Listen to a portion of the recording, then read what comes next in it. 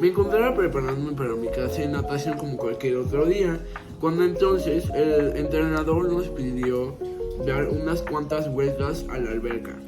El entrenador nos indicó dar 220 metros de calentamiento de crawl, 250 metros de dorso, 250 metros de pecho y finalmente 50 metros de mariposa. Pero nos comentó acerca de un pequeño problema, y es que la mitad de la alberca, desde un vértice hasta la diagonal, tenía una temperatura mayor a 32 grados Celsius. Y 32 grados Celsius es una temperatura bastante alta para realizar un entrenamiento de alto rendimiento. Basado en estudios que afirman que la temperatura ideal para realizar un entrenamiento así es de máximo 28 grados Celsius. Debido a que una temperatura mayor a eso puede afectar principalmente el rendimiento,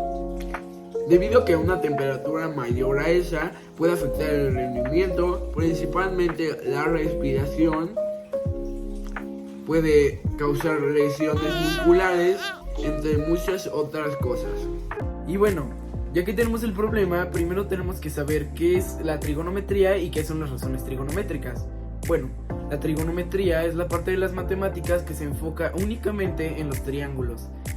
Y pues en esto nos basamos en tres razones trigonométricas principales y fundamentales, que es seno, que es cateto opuesto sobre hipotenusa, coseno, que es cateto adyacente sobre hipotenusa, y tangente, que es cateto opuesto sobre cateto adyacente.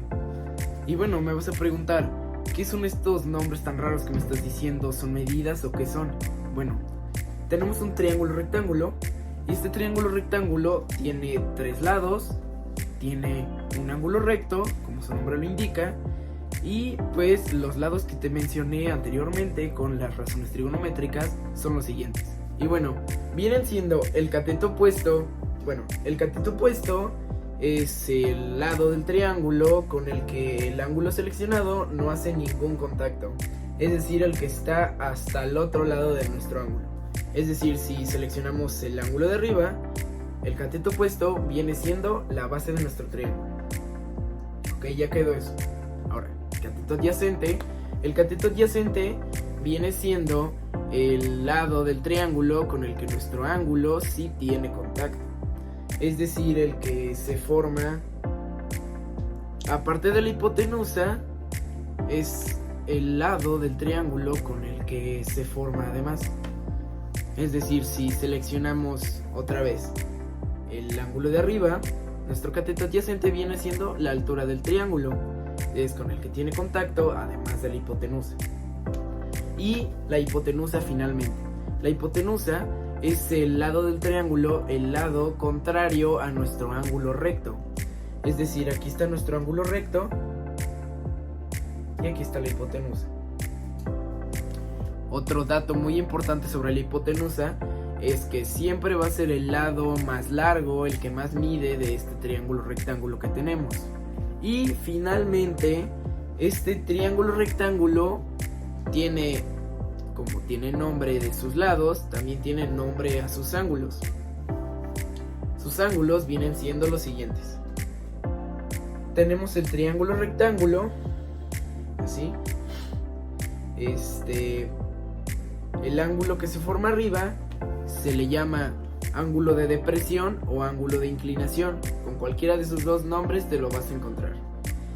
El ángulo de abajo es el ángulo de elevación. Y el ángulo que le da su cualidad a este triángulo, vaya, es el ángulo recto. Por eso se llama ángulo rectángulo. Y bueno, la última cosa que hay que entender es que hay tres tipos de triángulos rectángulos. El primero es el triángulo rectángulo isósceles. Este tiene como característica principal que los dos catetos miden lo mismo, por lo tanto los dos ángulos miden lo mismo, o sea 45 grados aparte del ángulo recto. Tenemos el triángulo rectángulo escaleno, que es el que ninguno de sus lados miden lo mismo, pero también forman un ángulo de 90 grados. Y por último, pero no menos importante, aunque suele ser muy inusual, es el triángulo rectángulo acutángulo. Pues como le indica su nombre, pues sí es bastante contradictorio porque un triángulo rectángulo va a tener un ángulo recto. Pero en si los otros dos ángulos son menores a 90 grados, va a ser un ángulo acutángulo. Ya que nos planteamos bien el problema en la vida real, ahora lo pasamos a un problema matemático. Si nos damos cuenta, ese rectángulo que viene representando la alberca, si lo partimos por la diagonal, nos da dos triángulos rectángulos. Entonces, si sabemos que un lado de la alberca, o sea que viene siendo la altura de nuestro triángulo rectángulo, mide 20 metros y su ángulo de depresión es de 51 grados, 20 minutos, 24.69 segundos, ¿cuáles son las medidas que me faltan? Entonces regresamos a esta primera parte y nos vamos a plantear dos preguntas fundamentales, que serían: ¿cuánto mide la diagonal, o sea, la hipotenusa? El otro lado de la alberca, o sea, la base de nuestro triángulo rectángulo. Y el ángulo de elevación, que sería ese ángulo que no sabemos todavía la medida. Para empezar, necesitamos transformar esta medida que está en grados, segundos y minutos, la necesitamos convertir a decimal de la siguiente manera. Necesitaremos una calculadora científica y haremos lo siguiente: sumamos 51, que es un valor completo, que está en grados, le sumamos 20, que son los minutos, por lo tanto será entre 60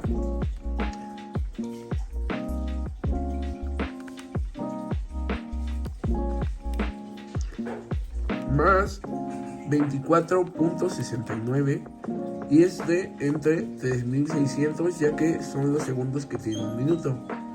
Y como respuesta nos dará 51.34 y bastantes decimales. Ya que tenemos ese decimal, vamos a proseguir con una fórmula que es la siguiente. Utilizaremos la razón trigonométrica de tangente de este ángulo, que ya lo convertimos a decimal para que sea más sencillo, que es 51.34019.167. Es igual a cateto opuesto, será la base del triángulo, cateto adyacente, que es la medida que sí tenemos. Aquí lo representaremos como X, ya que es una literal o incógnita, o sea, un valor que no sabemos, pero tenemos que despejar para conseguir únicamente el cateto opuesto, ya que el cateto adyacente ya lo tenemos.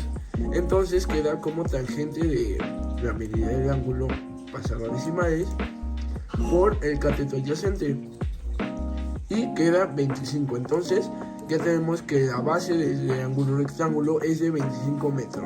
Para sacar el segundo punto, es decir, la hipotenusa, el lado C del triángulo rectángulo, vamos a ocupar el teorema de Pitágoras, que indica que la suma del cuadrado de los catetos es igual al cuadrado de la hipotenusa. Lo interesante es que solo aplica para triángulos rectángulos. Dará de la siguiente manera: tenemos que el cuadrado de 20, o sea el cateto adyacente, el lado A, queda como 400. B al cuadrado, o sea la base del triángulo, queda como 625, 25 al cuadrado, será igual a la segunda potencia de nuestra hipotenusa. Pasamos operación contraria, queda como raíz cuadrada de 1025, o sea la suma de esos dos lados, queda como 32.015621 metros. Entonces nosotros lo que haremos va a ser truncarlo a dejarlo como únicamente 32 metros para facilitar el problema. Que tenemos que 32, 25 y 20 son los lados del triángulo, podemos sacar fácilmente el perímetro, y es así. simplemente sumamos la medida en los lados.